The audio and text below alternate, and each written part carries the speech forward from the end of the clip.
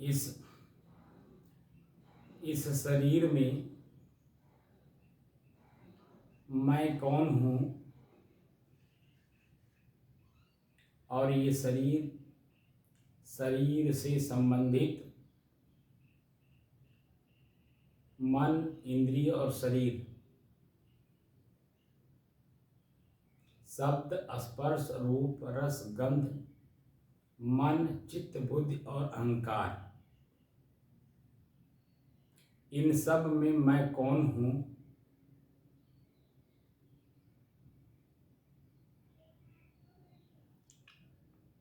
मैं कौन हूँ को जानने की दृष्टि से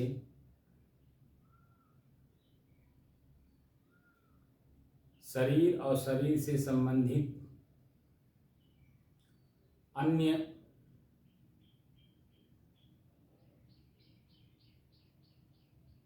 जितने भी वस्तुएं हैं, इन सब को अपने बस में करके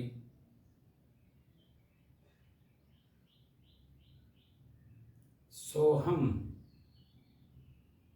समाधि, कैवल्य, आत्मस्थिति,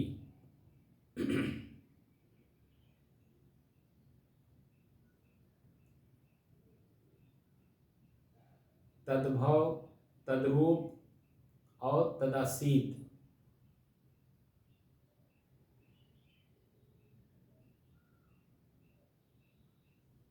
और मैं कौन हूँ स्वयं की स्थिति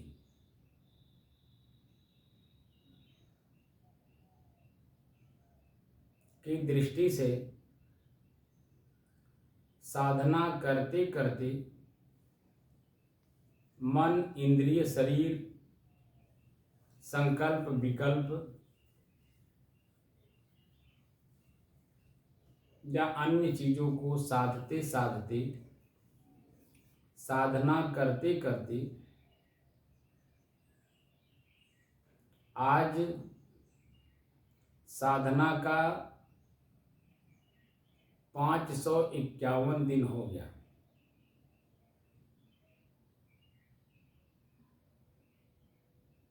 तारीख 11 मई सन 2023।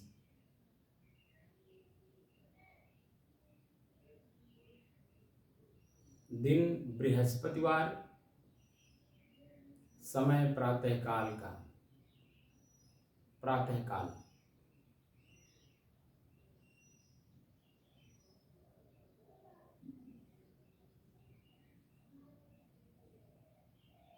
जब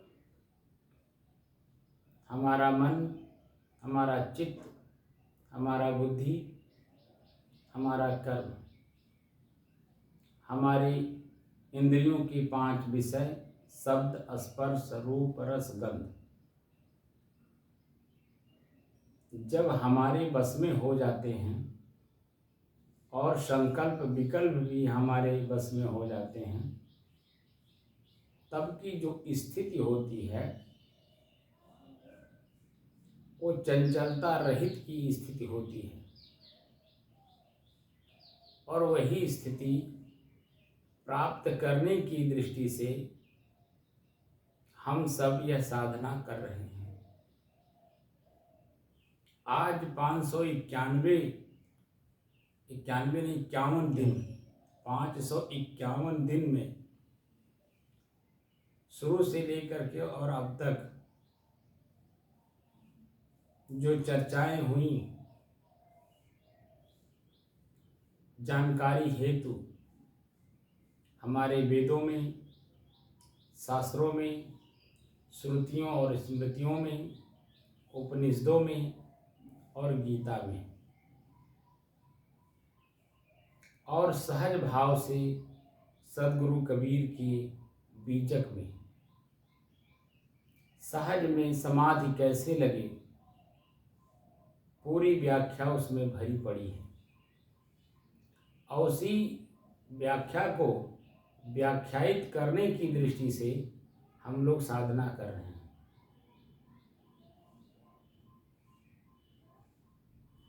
क्योंकि वेद, उपनिषद, श्रुति, स्मृति, शास्त्र, यह सब एक रिसर्च है, और गीता भी।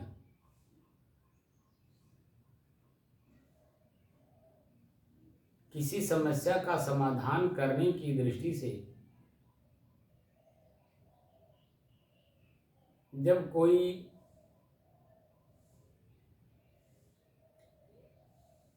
समझदार लोग आपस में बैठते हैं और बैठ करके जब चिंतन मनन करते हैं, मंथन करते हैं, विचारों से, विवेक से, सभी विवेकी लोग आपस में बैठ करके सामाजिक, शारीरिक, मानसिक, आर्थिक स्थितियों पर विचार करते हैं तो उसका समाधान मिलता है। इसी तरह से दुख क्या है, दुख क्यों है, दुख किस लिए है, और यह दुख कब तक रहेगा, यह दुख कब से शुरू हुआ, इस दुख से परे, पहले, दुख से परे और दुख से पहले जो स्थिति है वह प्रकृति की है या पुरुष की है, जड़ की है या चेतन की है, या स्वयं की है।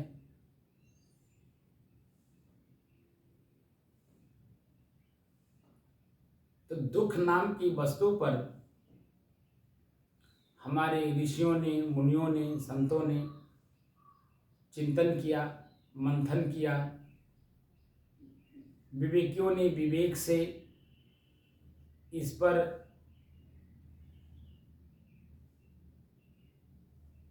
सहज भाव से दुख निवृत्ति का साधन खोजा।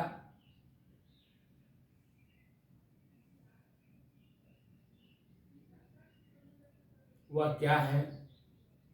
वही हमारा वेद है, वही हमारी श्रुति और स्मृति हैं, वही हमारे शास्त्र हैं, और उसी का वर्णन हमारा गीता भी करता है।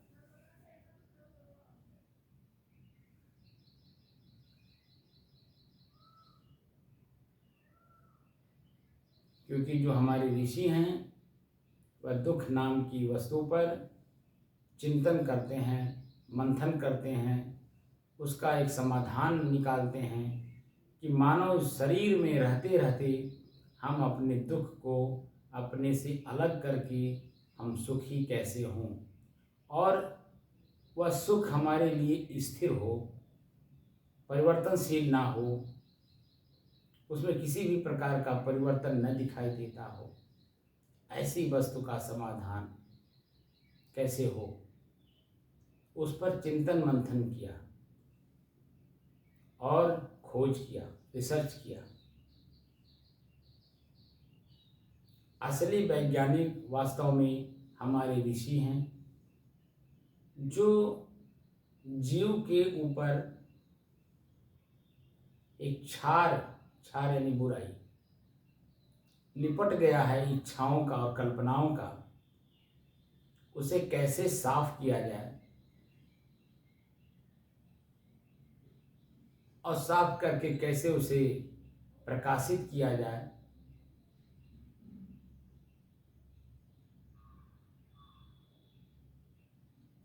उसके प्रकाश के उजाले में कैसे मैं स्वयं अपने आप में संतुष्ट, तृप्त और सुखी हो सकूं, और स्वयं अपने आप में मैं तृप्त रहूं, तृप्त हो जाऊं।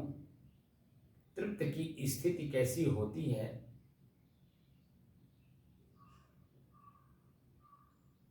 वह सारी समस्याओं का समाधान हमारे ऋषि मुनियों ने हम लोगों को दिया है।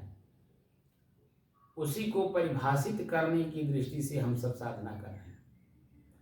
ये क्षार है, उसे वासना कहते हैं। जीव यानी आत्मा, यानी आप स्वयं या हम स्वयं, अपने ऊपर जो क्षार लिपट गया है, यानी वासना जो हमें पकड़ लिया है, हमारी जो इच्छाएं और कल्पनाएं हमें दुख दे रही हैं, इनसे हम कैसे सहज रूप से अपने आप को मुक्त कर सकूं। मैं जो स्वयं हूं वो मैं वासना नहीं हूं, मैं इच्छा और कल्पना नहीं हूं। ये बाहरी जो सुख है वो क्षणिक है, थोड़े समय के लिए। उसके बाद उसका जो परिणाम है वो प्रकृति के नियमानुसार परिवर्तनशील है, वो अस्थाई है। दुख ही दुख है, दुख ही दुख।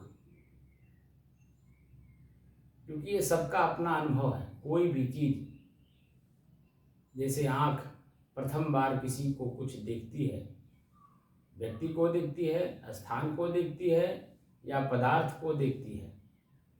रुपया, पैसा, धन दौलत, घर मकान सब पदार्थ में आता है। किसी भी वस्तु को, पदार्थ को, व्यक्ति को, स्थान को हमारा नेत्र जैसे ही देखता है तैसे ही आकर्षित हो जाता है, मंत्रमुग्ध हो जाता है।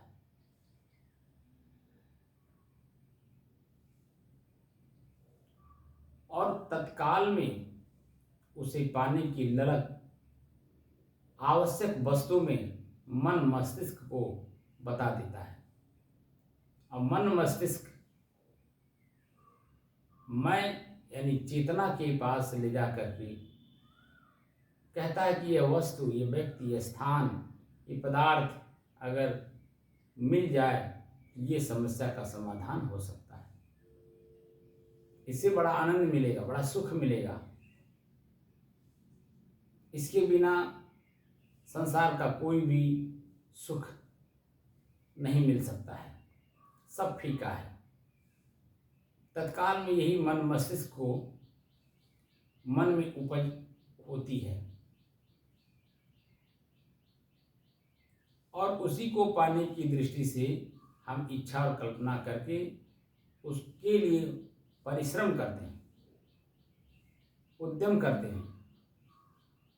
लेकिन जैसे जैसे हम उसके पीछे दौड़ना शुरू करते हैं वैसे वैसे वो हमसे काफ़ी दूर चला जाता है, चलता चला जाता है और हम उसके पीछा करते करते अपनी यथास्थिति को छोड़ करके सिर्फ पश्चाताप, आत्मग्लानि, दुख और पीड़ा और घृणा, इन्हीं चीज़ों में उलझ करके अपने स्वच्छ जीवन, निर्मल जीवन, सुखी जीवन को पीड़ित कर लेते हैं। ऐसी स्थिति में हम सबको ये जो साधना मिली है, जिससे मन एकाग्र, स्थिर और शांत होकर के स्वयं की अनुभूति कर रहा है, स्वयं की अनुभूति कैसे होती है? साधना करने से, स्वयं को जानने से, स्वयं को स्वयं में स्थिर करने से। जैसे ही स्वयं को स्वयं में स्थिर करेंगे, सारी चंचलता आपकी अपने आप चंचलता स्थिरता में बदल जाएगी। और जैसे ही मन मस्तिष्क स्थिर हुआ, आपके स्वयं के शरीर का भान नहीं रह जाता है, यानी अनुभूति स्वयं के शरीर की नहीं होती है, स्वयं स्वयं में स्थित हो जाता है। जिस तरह से शाम को प्रतिदिन प्रत्येक व्यक्ति या प्रत्येक कहें तो प्रत्येक जीव जैसे ही सारा काम निपटा करके सुबह से शाम तक कुछ रात तक जब अपने बिस्तर पर जाता है, जिसे कहते हैं विश्राम स्थल,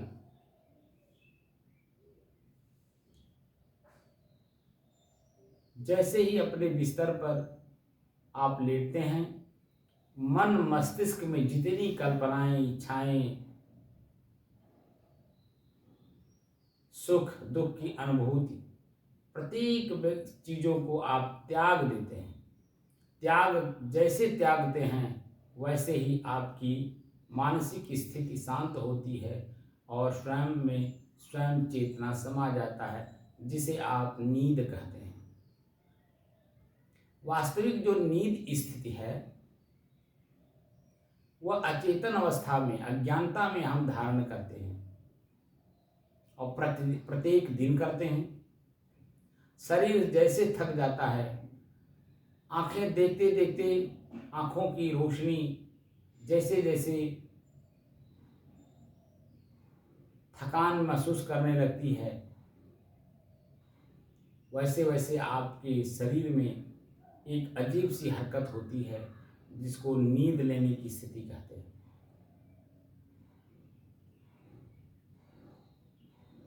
उस स्थिति में आपके मन मस्तिष्क में कुछ नहीं रहता है, कोई कल्पना नहीं, कोई इच्छा नहीं, कोई विषय वासना नहीं। वह सब अज्ञानता में, प्रकृति में हो रहा है। लेकिन जब उसी को हम जानकर, समझकर और देखकर करेंगे और जो नींद की स्थिति है उसे जागृत अवस्था में हम प्राप्त करेंगे, उसकी अनुभूति करेंगे, तब जाकर के आप स्वयं अपने आप में स्थित हो पाएंगे। क्योंकि जो नींद की स्थिति है वो वास्तव में स्वयं आपकी स्थिति है। वही वास्तव में आपका स्वयं का पक्का मकान है। क्योंकि न शरीर का ज्ञान होता है, न शरीर से संबंधित किसी वस्तु, व्यक्ति, स्थान का ज्ञान होता है, न पदार्थ का ज्ञान होता है। स्वयं स्वयं में एकदम शांत रहना चाहता है। वह स्थिति हमारी प्रतिदिन होती है, लेकिन गैर जानकारी में, अज्ञानता में।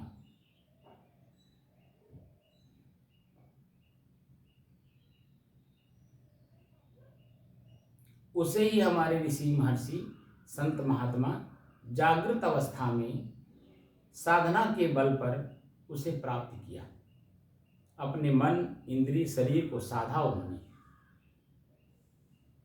बार बार अभ्यास किया, बाहरी वस्तुओं को त्याग कर, बाहरी व्यक्तियों के आकर्षण को त्याग कर, बाहरी पदार्थों को एकदम जीवन से निकाल दिया कि हमें कुछ नहीं चाहिए।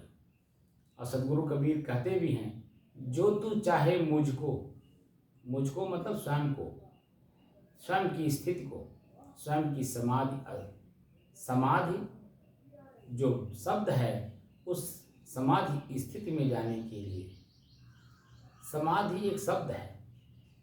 शब्द का जब संधि विच्छेद करेंगे तो तुरंत बात को समझ में आ जाएगी।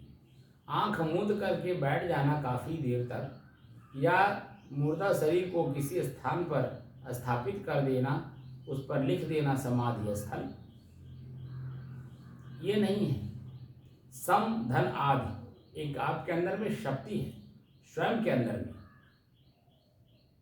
जैसे ही शब्द का संधि विच्छेद आपने किया, तुरंत बात को समझ गए। सम धन आदि, सम माने बराबर, आदि माने सुख और दुख, हानि और लाभ, पुण्य और पाप, सुख और दुख। दो स्थितियों की मध्यस्थता करने वाला व्यक्ति का जो भाव है उसे समाधि कहते हैं। क्योंकि न सुख स्वयं को नहीं जानता मैं सुख हूँ, और दुख भी स्वयं नहीं जानता मैं दुख हूँ। क्योंकि वो प्रकृति का परिवर्तन एक स्थिति है, उसका अनुभूति करने वाला स्वयं मैं कौन हूँ, जब तक इस स्थिति में आप नहीं जाएंगे तब तक समाधि नहीं लगेगी। यह एक शक्ति है आपके अंदर में स्वयं की। कैवल्य शब्द का प्रयोग हुआ है। कैवल्य का मतलब होता केवल अकेला रह जाना। स्वयं मैं कौन हूँ, सारी स्थितियां जब समाप्त होती हैं बाहरी, तब जाकर के कैवल्य स्थिति का ज्ञान होता है। मैं कौन हूँ, मैं अकेला हूँ, मेरे में मन, इंद्रिय, शरीर, शब्द, स्पर्श, रूप, रस, गंध, कुछ भी मेरे में नहीं है, न इच्छा है न कल्पना। मैं स्वयं में हूँ। स्वयं दूध अपने आप को कभी नहीं कह पाता कि मैं स्वयं दूध हूँ। वो तो देखने वाला, उसका प्रयोग करने वाला, उसको जानने वाला ये दूध है या अमृत है, ऐसा कहता है। क्योंकि जब स्वयं उसको ग्रहण करता है तब उसका मन मस्तिष्क बताता है वास्तव में अमृत है। वहीं दूध के जगह पे दारू भी है। स्वयं ग्रहण करने वाला, स्वयं उसके दुख, उसकी स्थिति वो जानता है। वह कौन है? चेतना। मनुष्य ही एक ऐसा चेतनावान व्यक्ति है, जीव है कि दोनों का ग्रहण करता है और दोनों को ग्रहण करके अपने मध्यस्थ स्थिति को देखता है कि दारू पीने से हमारी शरीर की, मन की और स्वयं की स्थिति क्या होती है, और वहीं पर दूध पीने से मेरे शरीर, मेरे मन, मेरे स्वयं की स्थिति क्या होती है। क्योंकि मनुष्य ही दारू भी बनाता है और मनुष्य ही पशु के शरीर से दूध भी निकालता है।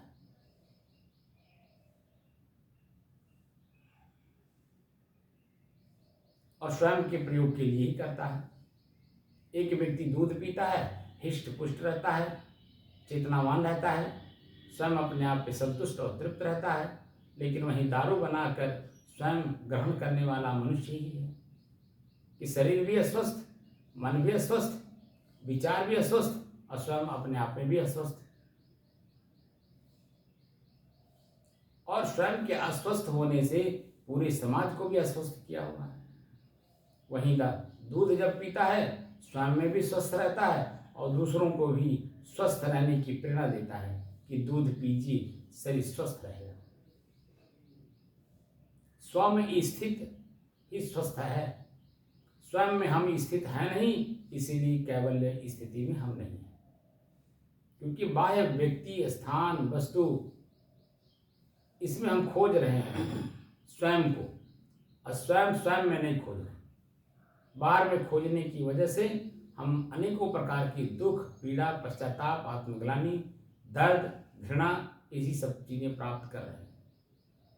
लेकिन स्वयं में स्वयं को अगर खोजते तो ये सब त्याग हो जाता और स्वयं की स्थिति का अनुभूति वह शब्दों में नहीं, बल्कि गूंगे को जैसे गुड़ खिलाइए, वह मुंह से बोल नहीं सकता, लेकिन आनंद की अनुभूति स्वयं में करता है कि गुड़ खाने का जो स्वाद है वह कैसा होता है।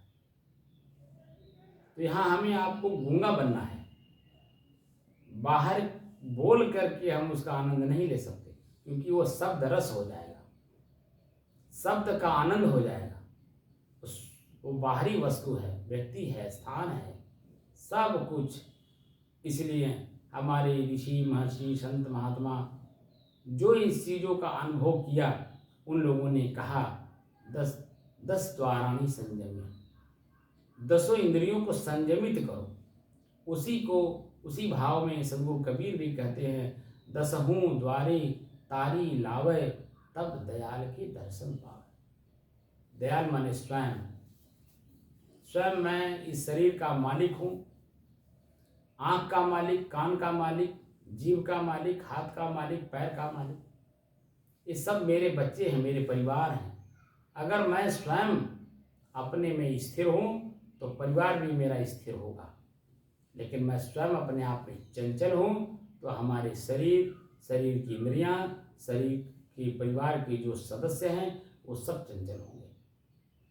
और चंचल मन कर अधम काम, कहीं कबीर भज राम नाम। जब मन चंचल हुआ तो क्षणिक सुख दिखा देगा, अपार दुख माथे पर धर लेगा। अब दुख भोगता फिरेगा।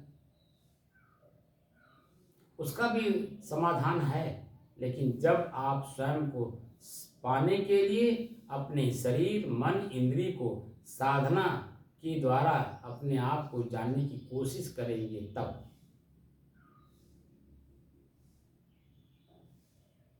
इसलिए हम साधकों का कर्तव्य बनता है अपनी स्थिति में रहें। सह अहम, वह मैं हूँ। कौन? जिसको मैं स्वयं ढूंढ रहा हूँ। वह मैं स्वयं ही हूँ जिसको मैं बाहर ढूंढ रहा हूँ। व्यक्ति में, स्थान में, वस्तु में, क्रियाओं में, वासनाओं और इच्छाओं और कल्पनाओं में जो मैं ढूंढ रहा हूँ वह स्वयं मैं ही हूँ। मैं स्वयं को बाहर ढूंढ रहा हूँ, स्वयं को स्वयं में नहीं ढूंढ रहा हूँ। और हमारे ऋषि महर्षि संत महात्मा कहते हैं कि बाहर का त्याग करो और स्वयं को स्वयं में ढूंढो। हृदय आकाश में आंख को बंद करो, कान को बंद करो, स्थिर होकर के बैठ जाओ सुख आसन में और स्वयं को स्वयं में ढूंढो। धीरे धीरे चंचल मन एकाग्र होगा, स्थिर होगा और शांति का अनुभव करेगा। ये जो अनुभूति का स्थिति है वह भी समाप्त हो जाएगा, तब आपकी स्वयं की स्थिति होगी। इसकी कई प्रक्रियाएं हैं, लेकिन धीरे धीरे आप स्वयं जब अपने आप को पाने के लिए, स्वयं को जानने के लिए स्वयं में कटिबद्ध होंगे और स्वयं में स्वयं को ढूंढेंगे तो निश्चित तौर पर किसी न किसी दिन आप स्वयं अपने आप तक पहुंच जाएंगे। पहुंचकर स्वयं में स्थित हो जाएंगे। बाहरी सारी क्रियाएं रुक जाएंगी। जो प्रकृति है, प्रकृति के बाद जो स्थिति बनती है वो स्वयं पुरुष की होती है। वही पुरुष स्वयं की स्थिति को पाने के लिए, जानने के लिए सत्संग करता है, संत गुरुओं के पास जाता है और परिश्रम करता है। परिश्रम, श्रम किसी चीज को पाने के लिए कर्म करना होता है, उसे श्रम कहते हैं। परिविशेषण लग गया कि ऐसी वस्तु को पाने के लिए श्रम कर रहे हैं जिसके पाने के बाद मुझे आगे कोई श्रम ना करना पड़े। परिश्रम परिविशेषण है, श्रम कर्म को कहते हैं। कर्म ऐसा कि दोबारा उसे करना ना पड़े, एक बार के करने के बाद दोबारा हमें ना करना पड़े। खेती बार बार करनी होती है शरीर को चलाने के लिए, आंख से बार बार देखा जाता है मन को संतुष्ट करने के लिए, लेकिन मन कभी संतुष्ट नहीं होता, शरीर कभी तृप्त नहीं होता। कान बार बार शब्द सुनता है समझने के लिए, लेकिन फिर भी समझ नहीं पाता। लेकिन एक ऐसा श्रम भी है जिसके देख लेने के बाद, सुन लेने के बाद, चख लेने के बाद, स्पर्श कर लेने के बाद दोबारा श्रम नहीं करना पड़ेगा। वह है स्वयं को पाने का ललक। और जब स्वयं स्वयं में स्थित हो जाएगा, सारी बाह्य स्थितियां अपने आप शांत हो जाएंगी। शरीर की क्रियाएं चलेंगी क्योंकि वो प्रकृति है, उसमें परिवर्तन है, वो सब होगा। मन भी प्रकृति है, उसमें भी परिवर्तन होता रहेगा। लेकिन स्वयं शांति का जिस दिन अनुभव हो जाएगा, और वह अनुभूति हीरा मोती पन्ना पोखराज से भी कीमती है, पूरे विश्व की संपत्ति से भी कीमती है, ऐसा जब अनुभव हो जाएगा तो ये बाहरी कल्पनाएं, इच्छाएं, क्रियाएं सब आप अपने आप रोक लेंगे। आपको रोकना नहीं पड़ेगा, क्योंकि सबसे बड़ा लाभ आपको दिखाई दे रहा है कि स्वयं की शांति की स्थिति स्वयं में स्वयं समाहित हो गया, एकदम शांति की स्थिति। सह अहम, सह माने वह, अहम माने मैं, स्वयं मैं में समा गया। अब कोई शब्द ही नहीं वहां पर है। इसीलिए हमारे ऋषि जब उस लेवल पर गए, संत महात्मा उस लेवल पर गए, उस स्थिति को प्राप्त किया, तो एक बात, एक शब्द लिखा, स्वसंवेद्य। स्वयं संवेदनाओं के आधार पर स्वयं को स्वयं में स्थापित कर सकते हैं, कर पा रहे हैं और कर लेते हैं और कर लिए हैं। वह स्थिति ही हमारी स्वयं की अपनी स्थिति है। उसी स्थिति को पाने के लिए हम प्रथम साधन अपने श्वास को देखते हैं। श्वास दृष्टा और दृश्य का अभ्यास करवाता है, साक्षी भाव का अनुभव होता है। श्वास मेरा है, न कि मैं श्वास हूँ। मेरे द्वारा ही मेरी श्वास चल रही है। जब तक मैं इस शरीर में हूँ, प्रकृति का जो वरदान है शरीर, इसमें जो क्रियाएं हो रही हैं सब प्रकृति की हैं, मेरी नहीं। मेरी जो स्थिति है, मेरी जो क्रिया है वो एकदम शांत स्थिति है। और इसी को जानने के लिए बार बार हम लोग अभ्यास करते हैं। साधना का मतलब ये होता है बार बार अभ्यास करना, क्योंकि हमने अनादिकाल से बहिर्वृत्ति का अभ्यास कर रखा है। आँखों से देखा है, कानों से सुना है, जीभ से स्वाद लिया है, लिंग से हमने क्रिया किया है। जो जन्म मरण का मूल कारण है वह है वासना। उसको बार बार अभ्यास कर करके हम लोगों ने अपने आप को ही जन्म मरण की भट्ठी में झोंक रखा है। अपार दुख सह रहे हैं। जन्म होगा तो मृत्यु होगी, इसका भय हमेशा बना रहेगा। कितना भी अपने आप को आप निर्भय कर लीजिए, लेकिन मरने का, कष्ट का, दुख का, पीड़ा का, इन सब चीज़ों का आपको मन मस्तिष्क में कहीं न कहीं कोई भाव बना ही रहेगा। इसलिए वासना मुक्ति का अभ्यास करिए और धीरे धीरे अपने आप को वासना से मुक्त कर लीजिए, जो जन्म मरण का मूल कारण है। तो जब जन्म होगा तो सुख भी होगा, दिन होगा तो रात भी होगा, ऐसा अनुभव होगा। लेकिन मैं न रात हूँ न मैं दिन हूँ, न मैं इच्छा करता हूँ। इच्छा भी, कल्पना भी सब प्रकृति में होगा। परिवर्तन उसी को कहते हैं। एक जाएगा तो एक आएगा, दिन गया तो रात आएगा, रात गया तो दिन आएगा, ऐसे क्रम चल रहा है। परिक्रमा से जो शब्द प्रयोग किया गया है, क्रम माने चलना होता है, लगातार चलना। परिविशेषण लगाया, ऐसा कर्म करने की दोबारा न चलना पड़े, परिविशेषण लगाया। परिक्रमा, क्रियाएं हमारी रुकनी चाहिए। दो इंद्रियों का जो घर्षण है और मन मस्तिष्क भ्रम से जो अपने मस्तिष्क में ग्रहण कर रखा सुख आनंद, उसको अपने जीवन से निकालना होगा यथास्थिति को देख करके, क्योंकि आनंद कुछ है नहीं। सुख की अनुभूति भ्रम से होती है और उसके बाद पश्चाताप, आत्मग्लानि और घृणा। दुख और शरीर अस्वस्थ होने का अनुभव ये प्राप्त होती है, लेकिन स्वयं स्वयं में स्थित नहीं होता। इसीलिए क्रियाओं को रोकिए, परिक्रमा क्रम को तोड़िए और ऐसा क्रम प्राप्त करिए कि जिसके बाद कोई क्रिया ना करनी पड़े। मैं जब स्वयं में स्थापित हो जाऊंगा तो कोई क्रियाएं नहीं बाहर से होंगी। जिस समय में आप नींद में रहते हैं, आपके शरीर की स्थिति कैसी होती है, क्या नींद अवस्था में आप बता पाएंगे? क्यों रामता जी? जिस समय में आप नींद में रहते हैं जी, नींद अवस्था में क्या आप अपने शरीर की स्थिति को बता सकते हैं? कुछ नहीं पता चलता। क्या उसका कोई वर्णन जागृत अवस्था में कर सकते हैं? नहीं। खाली एक शब्द बोल सकते हैं कि आज बड़ी सुख की नींद में सोया, बस एक शब्द खाली बोल सकते हैं जी, दूसरे को समझने और समझाने की दृष्टि से, बस जी। लेकिन स्वयं नींद की स्थिति को वर्णन नहीं कर सकते। लेकिन स्वप्न अवस्था का तो स्वप्न चला करता है।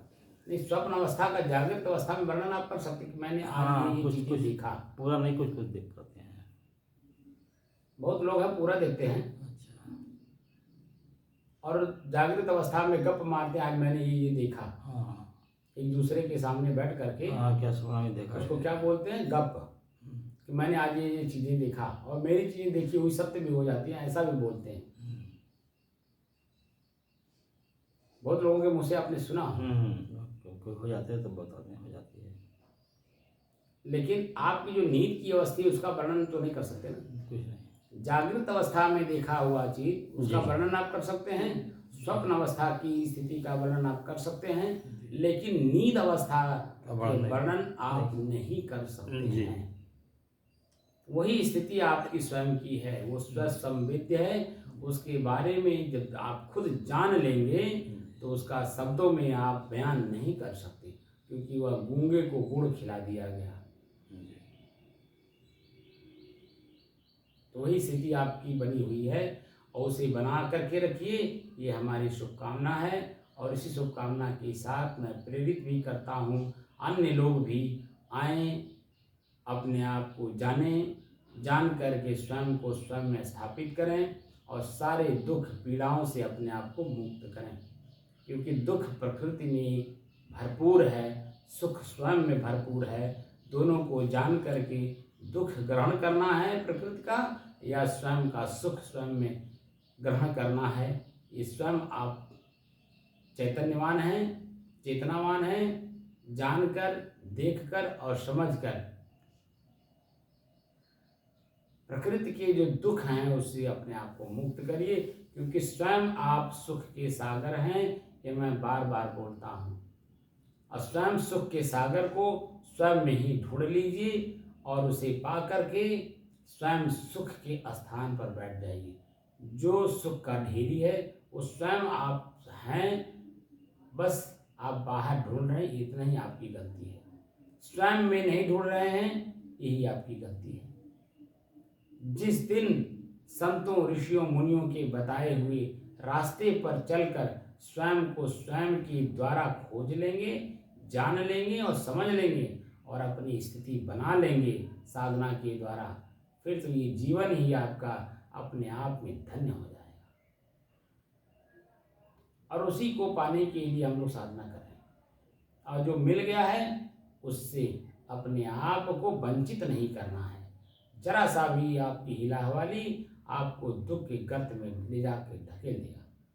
जैसे आप पहाड़ी इलाकों में जो रास्ते बनते हैं, उन रास्ताओं को जो आप तय करते हैं, तो आप देखते हैं कि एक तरफ खाई है, दूसरी तरफ पहाड़ है, उबड़ खाबड़ है। तो आप बच करके चलते हैं कि नहीं? जी। चरण से सावधानी नीचे ले जा करके खाई में गिरा देगा, और गिराने के बाद आपको उठ के आने में उतनी दूरी तय करनी होगी जितना आप तय कर चुके थे। चकराचूर भी हो जाएंगे, कभी कभी शरीर भी त्याग करना पड़ जाता है, क्योंकि ज़्यादा गहराई है। हाथ पैर भी टूट जाते हैं, सर भी फूट जाता है, तमाम बातें होती हैं जैसे ही आप असावधान हुए। लेकिन जब तक सावधान रहते हैं तब तक आपका शरीर, आपका मन, मस्तिष्क और स्वयं आप में संतुष्ट रहते हैं कि नहीं? जी। रहते हैं ना? जी। लेकिन थोड़ी सी असावधानी, वही स्थिति आपकी और हमारी है। जरा सा भी आप चूक गए तो फिर उठ करके उस लेवल पे आने के लिए कितने जन्म लग जाएंगे ये पता नहीं है। क्योंकि कई जन्मों से तो खोजते हुए आ रहे थे, इस जन्म में भी आज 75 सालों से आप खोज ही रहे थे। लेकिन इस साधना करते करते आपकी वह स्थिति बन गई है जो आपको चाहिए था। इसीलिए मैं आपसे कहता हूँ, लोगों को भी प्रेरित करिए कि भैया ये जो काम में आप लगे हो, जिस चीज़ को खोज रहे बाहर में, ये आपका स्थिर नहीं है। हमारे बाप दादा भी हमारे लिए चाहे फूस की झोपड़ी ही रही हो, लेकिन घर बना के दिए थे, और हम भी अपने बच्चों के लिए दिन रात मेहनत करके पक्का मकान बना करके दे दिए। लेकिन फिर भी हमारे बच्चे भी हमसे अलग होकर के पक्का मकान बनाने में लगे हुए हैं, और आने वाले समय में हमारे नाती पोता भी वही काम करेंगे। अगर उसमें स्थिरता होती तो हमारे बाप दादा द्वारा बनाए गए चाहे झोपड़ी ही रही हो, उसमें हम तृप्त हो गए होते कि नहीं? बोलिए, उसमें हम संतुष्ट हो गए होते कि नहीं? दोबारा हमें घर बनाने की जरूरत पड़ी होती? नहीं। लेकिन उसमें है नहीं, इसीलिए हम दुखी के दुखी ही बने रह जा रहे हैं। इसलिए थोड़ा थोड़ा समय उनको कहिए निकालने, स्वयं के लिए, स्वयं को स्वयं में समाने के लिए, स्वयं में स्वयं को अनुभव करने के लिए थोड़ा थोड़ा समय निकालें। एक घरी यादो में पुनियाद, तुलसी संगत साधु की कटे कोटि अपराध। अपराध मैंने बुराइयां। यहाँ तक शास्त्रों में लिखा है कि स्मरण मात्र से, संतों के स्मरण मात्र से आपकी बुराई दूर होती है, मन प्रसन्न होता है, ऐसा भी कहा गया है। लेकिन यह स्थिति तब आती है जब हम संतों द्वारा बताए गए साधनों का प्रयोग करके स्वयं में स्वयं को ढूंढकर आनंदित प्रसन्नचित सुखी होते हैं, तब कि उनके स्मरण मात्र से हमारा मन प्रसन्न होता है, आनंदित होता है, सुखी होता है, ऐसा अनुभूत होता है। लेकिन जब तक उनके बताए हुए मार्ग का अनुसरण नहीं करेंगे तब तक ये स्थिति नहीं आती है। ये स्वयं आप अनुभव भी किए होंगे। सही है ना? इसलिए अपने ही श्वास को अपने से अलग होकर उसे देखें, दृष्टा और साक्षी भाव में, वेदना और संवेदना के आधार पर। तब आपको जैसे आधार आप वेदना और संवेदना का लेंगे, आपको खुद अनुभव होगा कि ये सुख और ये दुख मेरे से दोनों अलग हैं, मैं नहीं हूँ। लेकिन जब तक आधार नहीं लेंगे संवेदना और वेदना का, वेदना कहते हैं कष्ट को, संवेदना कहते हैं सुख को। जब तक किसी जिसे आँख से देखे दृष्टा और दृश्य के भाव में, तो दृश्य सामने जो पड़ता है हमारे आँख के, उसमें क्या मिल रहा है हमें अनुभव हो जाता है। दुख मिल रहा है कि सुख मिल रहा है? क्योंकि मैं तीसरा व्यक्ति हूँ ना, मध्यस्थ हूँ, मध्य में बैठा हूँ।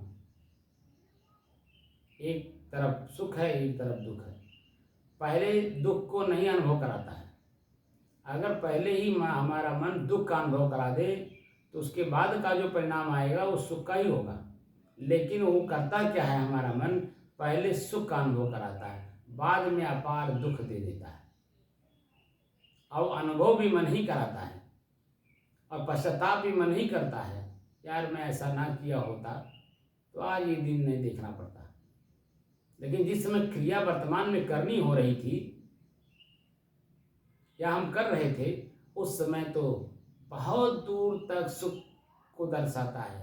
अगर ये चीज़ें आपको मिल जाए तो इतना बड़ा सुख मिलेगा, पूछे मत। लेकिन क्रिया होने के बाद तुरंत मन पश्चाताप में डुबो देता है, ना किए होते तो अच्छा होता,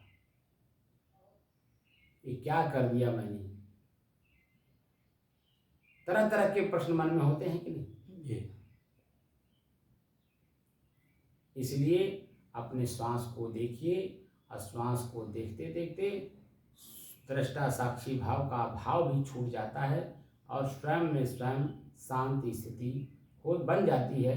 ये बनाना नहीं पड़ता है। जैसे दृश्य दृष्टा का भाव, साक्षी भाव जब तक है तब तक सुख दुख का अनुभव होगा, लेकिन जब दृश्य और दृष्टा का भाव भी खत्म हो जाता है, वही स्थिति आपकी बन जाती है।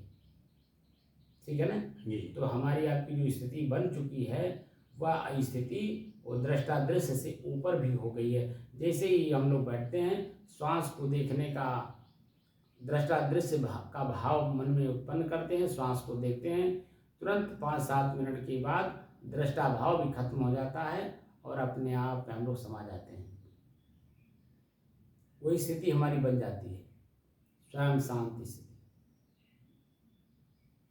और शरीर का भी ज्ञान नहीं रह जाता है। इसीलिए कभी कभी मैंने देखा हूँ आपके शरीर को ऐसे जैसे ही आपका मन मस्तिष्क एकदम शांत हुआ, धीरे धीरे आपकी स्थिति ऐसी बनती है।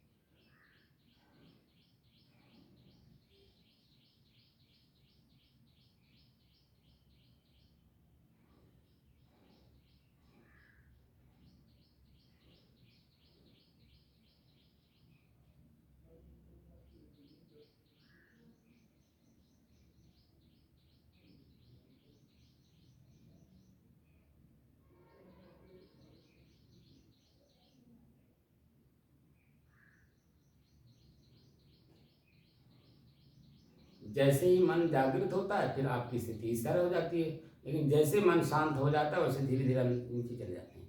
आपके शरीर की स्थिति ऐसे बदल जाती है।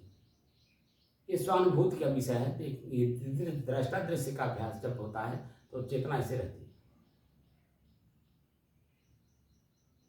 शुरुआती में दौर में जैसे हम अभ्यास करते हैं तो इसी स्थिति में रहते हैं, और दृष्टा दृश्य का अभ्यास जब खत्म हो जाता है, दृष्टा अपने स्वयं के दृष्टा स्थिति में जब चला जाता है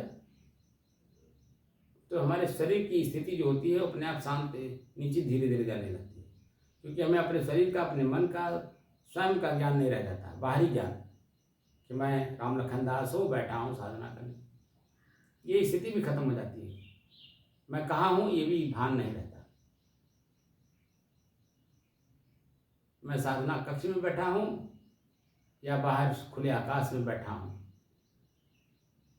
कुछ भी ज्ञान नहीं रहता, एकदम शांति की स्थिति रहती है।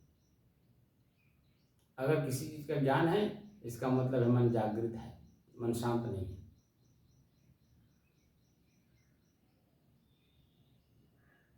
तो अब अभ्यास किया जाए और अपनी स्थिति में, हमारी स्थिति कैसी है उसमें हम बरकरार रहें, क्योंकि ये हमारा आपका अनुभव अब 551 दिन जो आज बीत गया, इसमें काफ़ी परिपक्वता हम लोगों में आ गई है और अपने शांति स्थिति में बने रहते हैं। इसी बात का ध्यान रखना है कि हमारी जो स्वयं की स्थिति है वह शांति स्थिति है। क्रिया होने के पहले एकदम शांति स्थिति थी, क्रिया के समय में सुख का हल्का सा अनुभव कराता है, और क्रिया होने के बाद हमारी स्थिति अपने आप में शांत रहने जाती, इसीलिए अपार दुख का अनुभव मन कराता है। इसीलिए मन की शांति की स्थिति का अनुभव करने की दृष्टि से ये साधना हम लोग कर रहे हैं। मन इंद्रिय शरीर को साध रहे हैं। साध रहे हैं मतलब बार बार अभ्यास कर रहे हैं कि ये क्रियाएं मैं नहीं हूँ, ये दृष्टा दृश्य का अभ्यास भी मैं नहीं हूँ, मेरी स्वयं की शांति की स्थिति है। ये तो प्रथम मैं विद्यार्थी हूँ उसको जानने के लिए, इसलिए उसका अभ्यास कर रहा हूँ। और इसका अभ्यास ऐसे कर लेना है कि जागते उठते बैठते सोते हर जगह हमारे अभ्यास रहे, तब आप जा करके अपनी शांति स्थिति में इसी शरीर से बने रहेंगे। अब बैठा जाए, अपने श्वास को देखिए अपने से अलग होकर और स्वयं के शांति का अनुभव करिए। अनु माने पीछे, भव माने उत्पन्न होना। प्रयोग करने के बाद जो शांति की स्थिति बनती है वही मैं हूँ स्वयं।